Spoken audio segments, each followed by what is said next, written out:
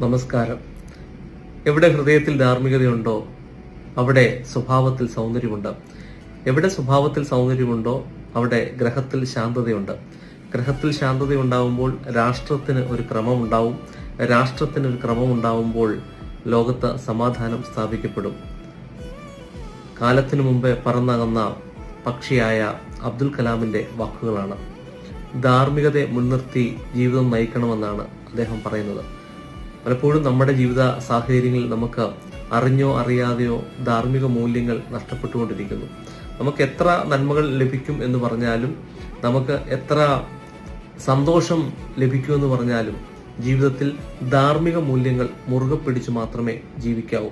അത് ചിലപ്പം ചില വിട്ടുവീഴ്ചകൾക്ക് വേണ്ടിയോ അല്ലെങ്കിൽ സ്വന്തം കാര്യസിദ്ധിക്ക് വേണ്ടിയോ ലാഭത്തിനു വേണ്ടിയോ ധാർമ്മികത വിട്ട് ജീവിക്കുവാനായിട്ട് ഒരിക്കലും ഇടയാവാതിരിക്കട്ടെ. എല്ലാവർക്കും നന്മകൾ നേരുന്നു.